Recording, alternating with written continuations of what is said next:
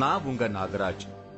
150 வருஷத்துக்கு முன்னாடி ஜீவசமாதியான ஒரு சித்தரோட சமாதியில இறந்து போன ஆத்மாக்கள் வந்து தரிசனம் செய்யறதாகவும், அதனால அந்த சமயங்கள்ல பிண வாசனை வரும்னு, இன்னைக்கும் அங்க அமாவாசை பூஜை செய்ய விடாம அந்த ஆத்மாக்கள் தடங்கல் பண்ணுதுன்னு எனக்கு ஒரு தகவல் கிடைச்சிருக்கு.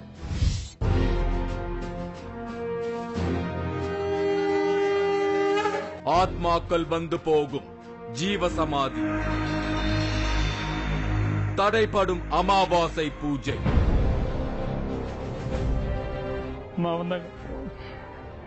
உண்மை, அது மறக்க முடியாது. சென்னையில் ஓர் அமானுஷ்யம்.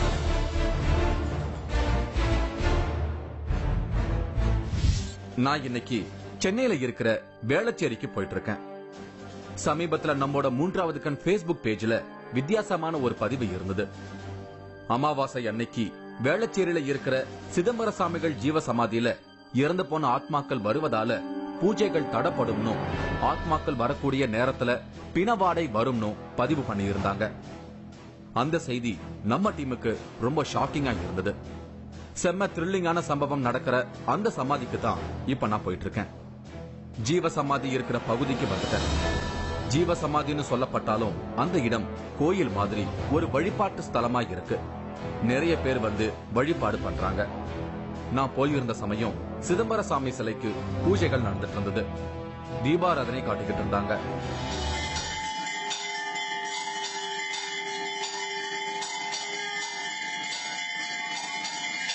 சிதம்பரம் சாமிய வழிபட வரவங்க வாழ்க்கையில நினைச்சது நடக்கும்னு சொல்றாங்க. சிதம்பரம் சாமி தான் வாழ்ந்த நாட்கள்ல திருநீர் கொடுத்து அதை தங்கமா மாத்தி இருக்காரு. பாலகனா இருந்த சின்ன வயசுலேயே இறைவனை தேடி வழிபட ஆரம்பிச்சு வீட்டை விட்டு வெளியேறி சந்நியாச வாழ்க்கை வாழ்ந்து எல்லா ஊர்களுக்கும் பயணப்பட்டு கடைசியா இங்க வந்து முக்தி ஆயிருக்காரு சிதம்பரம் சாமி. இந்த ஜீவசமாதிக்கு தான் ஆத்மாக்கள் வந்து போவதாகவும், அந்த நேரத்துல அமாவாசை பூஜை தடப்படும்னு தகவல் கிடைச்சிருக்கு. அந்த திகிலான எக்ஸ்பீரியன்ஸ ஷூட் பண்ணலாமா? அப்படி ஷூட் பண்ணனா இங்க வரக்கூடிய ஆத்மாக்களோட உருவம் கேமராவில் பதிவாகுமா? இந்த மாதிரி எல்லாம் கேள்விகள் எனக்குள்ள வந்தது. நான் இப்படி எல்லாம் யோசிச்சுக்கிட்டு இருக்கும் போது சிதம்பரம் சாமிய பத்திய வழிபாட்டு மந்திர சத்தம் எனக்கு கேட்டுச்சு.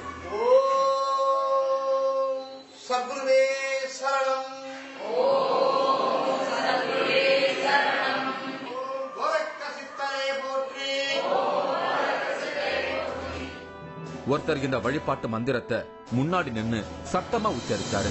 இவரோட பேரு செல்வமணி. இவரு சிதம்பர சாமிய தன்னோட மானசீக குருவா ஏத்துக்கிட்டு இப்ப ஒரு சாமியார் மாதிரி வாழ்ந்துகிட்டு இருக்காரு. சில வருஷங்களுக்கு முன்னாடி பாழடைஞ்சு போயிருந்த இந்த இடத்த இன்னைக்கு எல்லாரும் வழிபாடுற மாதிரி மாத்தி இருக்காரு. ஆரம்பத்துல வியாபாரம் செஞ்சு வருஷத்துக்கு 5 லட்சம் ரூபாய் வரை சம்பாரிச்சுக்கிட்டு இருந்த இவரு குடும்பம், பிசினஸ் எல்லாத்தையும் விட்டு விலகி இப்ப முழு நேரமும் இவருடைய மானசீக குருவான சிதம்பர சாமிகளை வழிபாடு பண்ணிக்கிட்டு இருக்காரு. தவத்துல இருக்காரு. இறந்து போன ஆத்மாக்கள் இங்க வந்து போற விஷயத்த முதல்ல நேரடியா உணர்ந்தவரு இவர்தான். ஆத்மாக்கள் வரக்கூடிய அந்த நேரத்துல பிணவாசனை வரும் அனுபவம் முதலா இவருக்கு தான் வந்திருக்கு. சமாதி பத்தின சில தகவல்களை எனக்கு சொன்னாரு. ஐயா வந்து இங்கதான் சமாதி அடைஞ்சிருக்கிறாரு. 157 ஆண்டுகளுக்கு முந்தி 157 ஆண்டுகளுக்கு முந்தி இங்கதான் சமாதி அடைஞ்சிருக்காரு. 100 வருஷங்களுக்கு முன்னாடி வாழ்ந்த சித்தர்கள் பத்தின உருவம் கிடைக்கிறது அபூர்வம். ஆனா இங்க சிதம்பர சாமியோட உருவத்தை எல்லாரும் வழிபாடு பண்றாங்க. இதுல என்ன ஸ்பெஷாலிட்டி அப்படின்னா, சிதம்பர சாமியோட இந்த உருவத்தை அவர் வாழ்ந்த நாட்கள்ல அவரே வரைஞ்சிருக்காராம். அந்த உருவ படத்தை எனக்கு காமிச்சாரு. இதுல ஐயா கையில வரைஞ்ச படம் இது. இந்த 2 சீடர்கள் அவங்க, இந்த 2 சீடர்கள் அவங்க. இப்ப நம்ம இந்த சீடர்களை மட்டும் இது பண்ணிட்டு ஐயாவை மட்டும் தனியா எடுத்து போட்டோ பண்ணிடுறோம். இது நிறைய பேருக்கு கொடுக்குறோம். இது ஒரு பெரிய சிறப்பு. 157 ஆண்டுகளுக்கு முந்தி வரையப்பட்டது. சிதம்பர சாமிய வழிபட வரவங்க இவர குரு, ஐயா, சாமின்னு அழைக்கிறாங்க. சித்தர்கள் வழிபாட்டுல இருக்கிறவங்களுக்கு தவ வலிமை அதிகரிக்கும் போது அவங்களுக்குன்னு சில எதிர்பாராத எக்ஸ்பீரியன்ஸ் நடக்கும். அந்த மாதிரி தான் செல்வமணி ஐயாவுக்கு நடந்திருக்கு. முதலா ஆத்மாக்கள் வந்து போறத உணர ஆரம்பிச்ச அந்த திகிலான எக்ஸ்பீரியன்ஸ என்கிட்ட ஷேர் பண்ண ஆரம்பிச்சாரு. எல்லா நாட்களும் பூஜைகள் நடக்கிற இந்த சித்தர் ஜீவ சமாதியில அமாவாசை அன்னைக்கு மட்டும் பூஜை நடக்கிறதுல ஏதேதோ தடங்கள் வந்திருக்கு. அதே மாதிரி வழக்கமா எப்பவும் வழிபாட்டிற்கு வரக்கூடிய மக்களும் அமாவாசை நாட்கள்ல மட்டும் பெரும்பாலும் இங்க வரதில்ல. அப்படி இவர் மட்டுமே தனியா இருந்த நேரத்துல ஒரு அமாவாசை நாள்ல பிண வாசனை வந்திருக்கு. சுடுகாட்லயும் பிணம் எரியல அப்படின்னு கன்ஃபார்ம் பண்ணியிருக்காரு. அதை கேட்கும் போது எனக்கு பயமா இருந்தது. ஒரு அமாவாசைகளை நாங்க உட்கார ஆரம்பிச்சோம். அங்க உட்கார ஆரம்பிச்சா ஒரு குறிப்பிட்ட நேரத்தில் யாருமே உள்ள நுழைய மாட்டாங்க, பொதுமக்கள் உள்ள நுழைய மாட்டாங்க. கோவில் திறந்திருக்கும், ஒருத்தர் கூட உள்ள வர மாட்டாங்க, நிசப்தமா இருக்கும். அந்த நேரத்தில் பார்த்தீங்கன்னா ஒரு துர்நாத்தம் அடிக்கும். இப்பதான் கவனிக்கணும், ஒரு துர்நாத்தம் அடிக்கும், ஒரு பெணவாடை அடிக்கும். அப்படி ஒரு அமாவாசையில பெணவாடை அடிக்க ஆரம்பிச்சிச்சு. அப்ப எனக்கு உள் மனசா ஆவிகள் ரூபம், அதாவது இதுக்கு முன்னாடி ஐயாவை யாரெல்லாம் அவரு தரிசனம் பண்ணாங்களோ அவங்க அமாவாசையில வந்து தரிசனம் பண்றாங்கன்னு தெரிஞ்சுக்கிட்டேன். அன்னைக்கு தான் தெரிஞ்சுக்கிட்டேன். அப்போ உடம்பு ஒரு மாதிரி ஆச்சு எனக்கு. இப்போ உடம்பு ஒரு மாதிரி ஆகுது, சொல்லும் போது திரும்ப வரும், உடம்பு ஒரு மாதிரி ஐஸ் ஆகுது. அப்போ ஒரு மாதிரி ஏற்பட்டு போய் அந்த ஒரு நான் உட்காந்துக்கிற ஒரு காத்து அப்படி போச்சு. ஒரு நாத்தம் ஏற்பட்டது. உடனே ஒரு ஆளை கூப்பிட்டு, ஏன்னா மாயில இருக்கக்கூடாதுல்ல, ஒரு ஆளை கூப்பிட்டு பக்கத்துலேயே சுருகாரு, அங்க பணம் எரிதான் என்னன்னு போய் பார்க்க சொன்னேன். அதெல்லாம் ஒண்ணுமே இல்லைண்ணே அப்படின்னு சொல்லிட்டாங்க. அப்ப உறுதியாகி போச்சு. ஏன்னா எப்ப நான் மாயில விரும்ப மாட்டேன், யார் சொன்னா எதுவும் கேட்க மாட்டேன். அப்படி ஒரு எதையும் நேரடியா பார்த்து தான் தெரிஞ்சுப்பேன். அதுல இருந்து இன்னமும் அந்த ஒரு குறிப்பிட்ட நேரத்துல எங்களால கோவில்ல எந்த பிரசாதமும் கொடுக்க முடியாது. அமாவாசை பூஜை என்பது நடத்த முடியாமலே இருந்தது. இறந்து போன ஆத்மாக்கள் இங்க வருவதை பத்தி செல்வமணி ஐயா சொன்னது எனக்கு சிலிர்ப்பா இருந்தது. ஆக்சுவலா இறந்து போன ஆத்மாக்கள் இங்க வருவதற்கான காரணம் முதல்ல எனக்கு தெரியல. ஆனா இப்பதான் ஆத்மாக்கள் சிதம்பர சாமிகளை வழிபட வந்திருக்கு அப்படிங்கறது எனக்கு தெரிய வந்திருக்கு. இப்படி ஒரு அமானுஷ்யத்தை நான் வேற எங்கேயும் கேள்விப்படல. முதல்ல நம்ம டீம் தான் இப்படி ஒரு அதிசயமான விஷயத்தை வெளி உலகுக்கு கொண்டு வந்திருக்கோம். இறந்து போன ஆத்மாக்கள் இங்க வருவது வெறுமனே தற்செயலான நிகழ்வு இல்ல. அதற்கு பின்னாடி முக்கியமான காரணம் இருக்கு. வாழ்நாள்ல நம்மோட எல்லா உறவுகளையும் முழுமையா நம்ம கிட்ட இருந்து பிரிப்பது மரணம் மட்டும்தான். இயற்கையோட இந்த நிகழ்வை தடுத்து நிறுத்த யாராலும் முடியாது. அந்த மரணம் தான் உறவுகளோட கடைசி அத்தியாயம். அப்படிப்பட்ட மரணத்துக்கு பிறகு இறந்து போனவங்களை நம்மால மீட் பண்ண முடியறதில்ல. இந்த பிரச்சனைக்கு சித்தர்கள் நமக்கு கொடுக்கிற ஒரு தீர்வா தான் அமாவாசை ஆத்மாக்கள் தரிசனம்னு தோணுது. அப்படிப்பட்ட சம்பவம் நடந்த ஒருத்தரை இங்க மீட் பண்ண முடிஞ்சது. இவர் தினகரன். இவர் ஒரு என்ஜினியர். 15 வருஷமா தினகரன் இந்த ஜீவசமாதிக்கு வராரு. இவரோட அம்மா இப்போ உயிரோட இல்ல.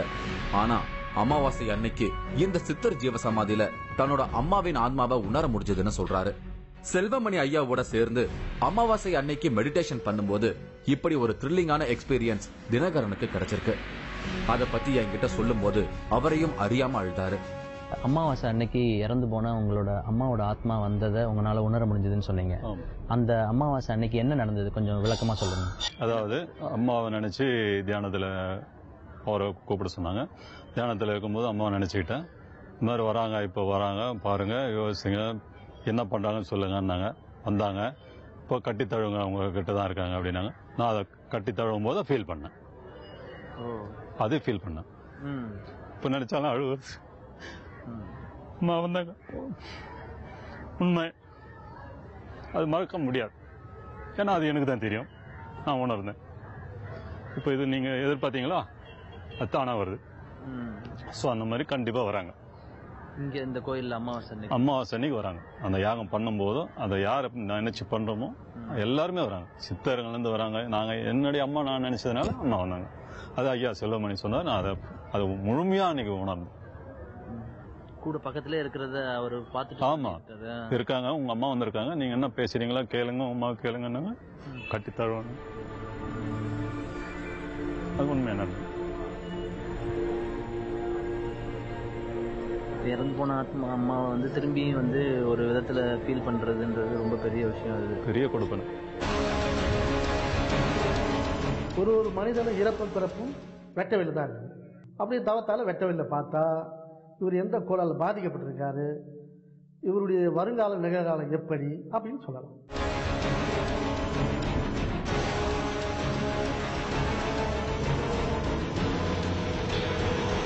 மூன்றாவது கண் இடைவேளைக்கு பின் தொடரும்.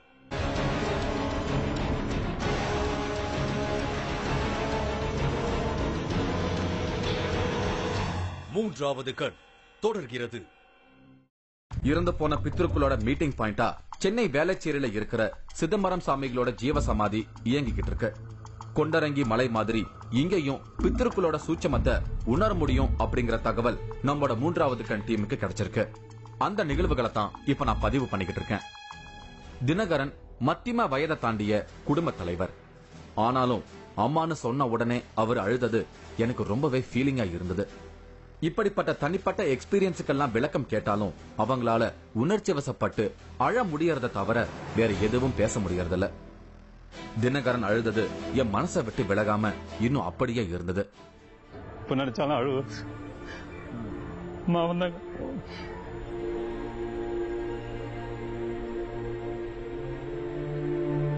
இதே மாதிரியான எக்ஸ்பீரியன்ஸ் நம்ம டீம்ல இருக்கும் சாய் நிஷாவுக்கும் நடந்திருக்கு.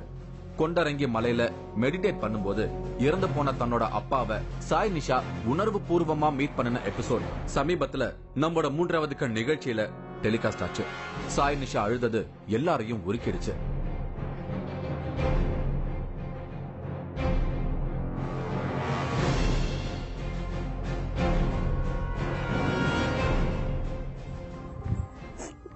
பாட்டி பேசினாங்க, நான் போவேன்னா திரும்பி வந்துருங்க என் கூட வரல வேணாம் போயிட்டேன். இறந்து போன ஆத்மாக்களை மீட் பண்ணுவதற்கான ஒரு மீட்டிங் பாயிண்டா கொண்டரங்கி மலை இருப்பதா ஒரு வித்தியாசமான தகவல் நம்ம டீமுக்கு கிடைச்சது. அதே மாதிரி மரணத்தால நம்மளை விட்டு போனவங்களை மறுபடியும் மீட் பண்ணுவதற்கான ஒரு மீட்டிங் பாயிண்ட் தான் இந்த சிதம்பரம் சாமிகளோட ஜீவசமாதின்னு தோணுது. இங்க தவம் இருந்தா அப்படிப்பட்ட வாய்ப்பு யாருக்கு வேணும்னாலும் அமையலாம்னு இங்க பேசிக்கிட்டாங்க. கணீர்னு ஒரு பாட்டு குரல் எனக்கு கேட்டுச்சு. சிதம்பரம் சாமிகளோட சிலைக்கு தீபாராதனை செஞ்சுக்கிட்டு ஒருத்தர் பாடினாரு.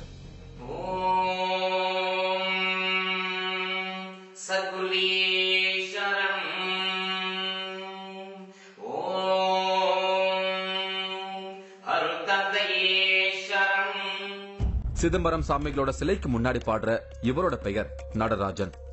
குருவே சரணம்னு எல்லாத்தையும் உதறிட்டு இங்க வந்து உட்கார்ந்துட்டாரு. தனியார் நிறுவனத்துல நல்ல வேலையில இருந்திருக்காரு. கனடாவுல மாசம் 1 லட்சம் ரூபாய் சம்பளத்துல வேலை கிடைச்சிருக்கு. ஆனா அதையெல்லாம் வேண்டாம்னு ஒதுக்கி வச்சுட்டு இன்னைக்கு முழுக்க முழுக்க சிதம்பரம் சாமிகளோட வழிபாட்டுல இருக்காரு. சிதம்பரம் சாமிகள் இரவு நேரத்துல அரூபமா நடந்து போறத உணர்ந்த இவரு சிதம்பரம் சாமிகளை கண்ணால பாக்குறதுக்கு முயற்சியும் பண்ணியிருக்காரு. அத பத்தி எனக்கு சொன்னாரு நடராஜன். தூங்கும்போது தினந்தோறும் சத்குருவின் அந்த கால் ஓசை கேட்காத நாட்களே கிடையாது. தினந்தோறும் அது கேட்டுருப்பா, அதை தினந்தோறும் கேட்டுனே இருப்பாங்க. அப்படி இது ஒரு அல்பம் ஆசைப்பட்டு பெட்ஷீட்ல ஓட்டனா போட்டு அவரை பார்க்கணுங்கிற எண்ணத்துல நிறைய முறை என் பெட்ஷீட்ல 7-8 ஓட்டம் இருக்கும். அப்படியே முயற்சி பண்ணி பார்த்து ஹோட்டல்ல பார்த்தோன்னா அவருடைய சத்தம் நின்றுடும், அப்படி நிசப்தம் ஆயிடும். திரும்பி ஹோட்டல்லேருந்து திரும்பி வேற மாதிரி பார்த்தோம்னா திரும்பியும் சவுண்ட் வரும். அதே மாதிரி இருந்துச்சு. இப்போ ஒவ்வொரு அமாவாசை அன்னைக்கும் ஆத்மாக்கள் சிதம்பர சாமிகளை வழிபட்டு போறாங்க அப்படின்னு கேள்விப்பட்டோம். நிசப்தமான உண்மை. லைட்டா ஒரு மாதிரி ஸ்மெல் வரும். ஸ்மெல் அப்படியே அந்த ஸ்மெல் கொஞ்சம் கொஞ்சம் கொஞ்சம் கொஞ்சம் இன்க்ரீஸ் ஆகும். இப்பயும் ஒவ்வொரு அமாவாசைக்கும் நடந்துட்டு இருக்கு. அதான் உண்மை. இதே வேளச்சேரியில சித்தர் சமாதியில இருந்து கொஞ்ச தூரத்துல சிதம்பரம் சாமிகளுக்கு கோயில் கட்டியிருக்காங்க. அந்த கோயில் கருவறைக்கு கீழே தியானம் பண்றதுக்கான ஒரு ரகசிய இடத்தையும் ஒதுக்கி இருக்காங்க. இப்படி அண்டர் கிரவுண்ட்ல மெடிடேட் பண்ணினா ரொம்ப பவர்ஃபுல்லான அமானுஷம் எல்லாம் கிடைக்கும்னு செல்வமணி ஐயா சொன்னாரு. பூமி கீழே வருகிறோம், இங்க தியானம் பண்ணா அசவா சித்தி கிடைக்கும், நினைக்கிற காரியம் சித்தியாகும், நாம் பிறர் மனதை அறியும் ஆற்றல் கிடைக்கும், வாழ்ந்தாந்த சக்தி நம் கட்டுப்படும், நம்ம ஆன்மாவை நாம் வெளியே கொண்டாடக்கூடிய அந்த ஆற்றல் கிடைக்கும். இங்க இருந்து உங்க ஆத்மா மட்டும் வெளியே வரும். ஆமா, வந்து உங்க பக்கத்துல உட்காந்துங்க, நான் தான் வந்துக்கிறப்பா அப்படின்னா நீங்க பயப்படுற அது முடியும், நிச்சயமா முடியும்.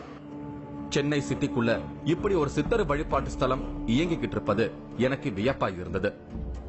சித்தர்கள் தங்களோட எனர்ஜிய அடுத்து வர தலைமுறையும் பயன்படுத்துற மாதிரி ஏதாவது சூட்சமமா செய்வாங்க. இங்கேயும் அதுதான் நடந்திருக்கு. செல்வமணி ஐயாவோட முன்னோர் சிதம்பரம் சாமிகளோட வாழ்ந்திருக்காங்க.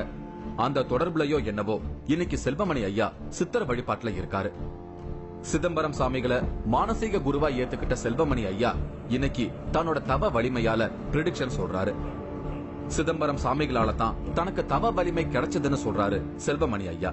இப்போ நீங்கள் வர்றவங்களுக்கு ஒரு தவ வலிமையில் அவங்களோட பிரச்சனைகளுக்கு தீர்வு சொல்கிறீங்க. ஒரு சில பேருக்கு அவங்களுக்கு நடக்க போகிறது ப்ரெடிக்ஷன் மாதிரி அருள்வாக்கு மாதிரி சொல்கிறீங்க. அது எப்படி? தவத்தால் சொல்லப்படுது. ஒரு மனிதனும் இறப்பும் பிறப்பும் வெட்ட வெளி தான் இருக்குது. எல்லாமே வெட்ட வெளி தான் இருக்குது. அப்போ தவத்தால் உன் பேரை சொன்ன உடனே அப்படி தவத்தால் வெட்ட வெளில பார்த்தா இவர் எந்த கோளால் பாதிக்கப்பட்டிருக்காரு, இவருடைய வருங்காலம் நிகழ்காலம் எப்படி அப்படின்னு சொல்லலாம்.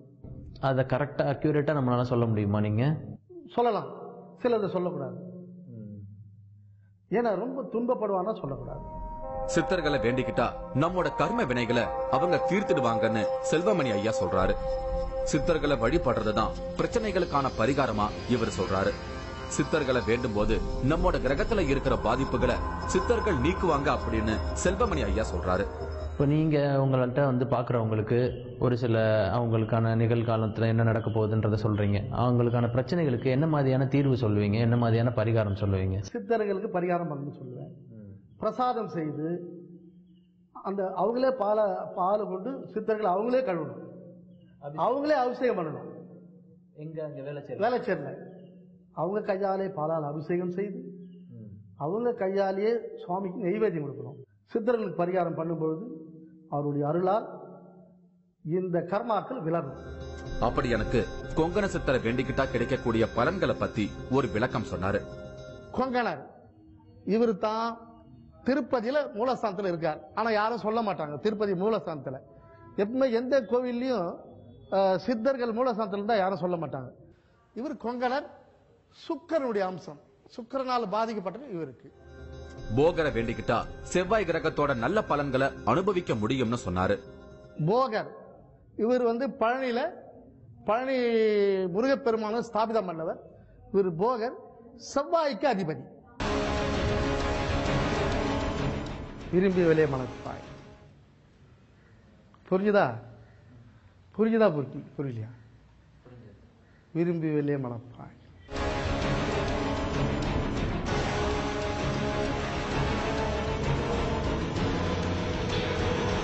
மூன்றாவது கண் இடைவேளைக்கு பின் தொடரும்.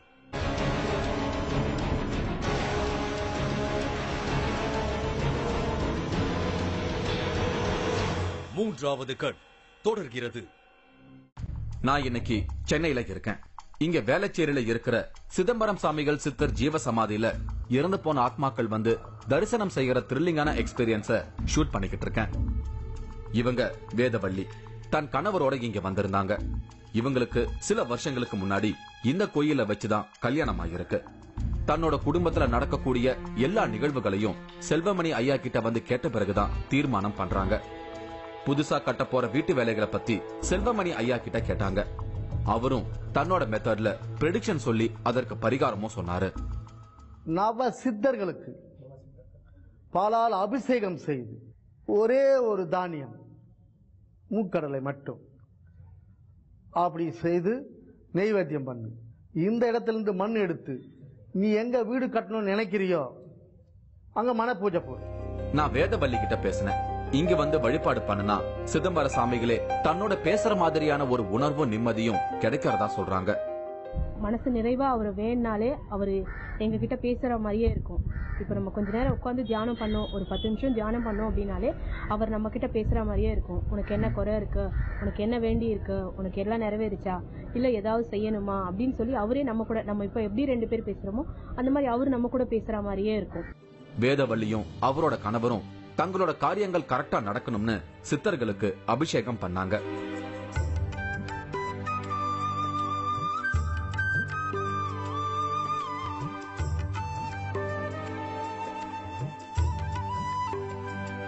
பர்வத மலைக்கு நம்மோட மூன்றாவது கண் டீம் பயணிக்கும் போது அங்க இருந்த சித்தர்கள் வழிபட்ட தெய்வங்களுக்கு நாமளே பூஜை செய்யலாம் அப்படிங்கறத தெரிஞ்சுக்கிட்டோம்.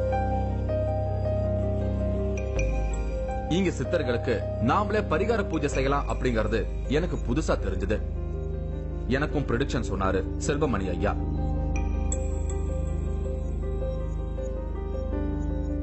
விரும்பி விலையை மணப்பாய்.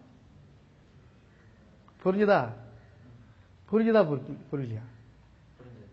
விரும்பி விலையை மணப்பாய்.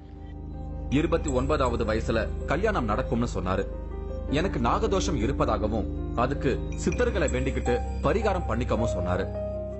எல்லாம் வல்ல தந்தை கேட்டா பரபிரம்மம் என் தந்தையே, என் அப்பா, இந்த வினாடியிலிருந்து இவன் உன் பணியை செய்தான், அவன் பணியை நீ பாரப்பா. சத்குரு சத்குரு சத்குரு குரு கடாட்சம் சர்வதோஷம். நானும் சித்தர்களுக்கு என் கையால பரிகாரம் செஞ்சேன். ஏதோ ஒரு திருப்தி எனக்குள்ள வந்தது.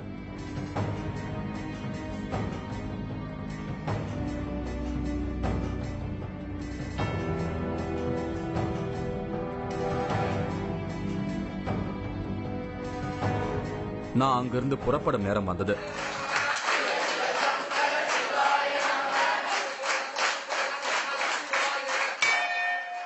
இறந்து போன முன்னோர்கள் அவங்க விட்ட வேலைகளை தொடர்வதற்காக நம்மோட கனெக்ட் ஆகிறதுக்கு முயற்சி பண்ணுவாங்க. அப்படி பித்ருக்களோட கனெக்டிங் பாயிண்டா இந்த சிதம்பரம் சாமிகளோட ஜீவ சமாதி இருக்கு. இதையே இன்னும் முறைப்படுத்தினா நிறைய நன்மைகள் சொசைட்டிக்கு கிடைக்கும். மீண்டும் ஒரு அமானுஷ நிகழ்வோட நான் உங்களை மீட் பண்றேன்.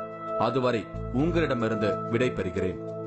இந்த நிகழ்ச்சி மீண்டும் நாளை பகல் 12:30க்கு மறு ஒலிபரப்பாகும்.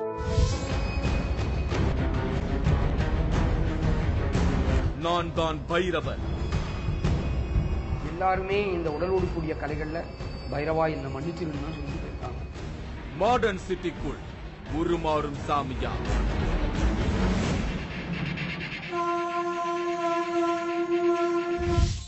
நீங்களும் இந்த திகில் பயணத்தில் கலந்து கொள்ள ஒரு வாய்ப்பு. 3வது கண் டிவி ஷோ என்ற பேஸ்புக் பக்கத்தில் எங்களோடு இணைந்திடுங்கள். உங்களது அமானுஷ்ய அனுபவங்களை பதிவு செய்து இந்த நிகழ்ச்சியில் பங்கு பெறும் வாய்ப்பை பெறுங்கள்.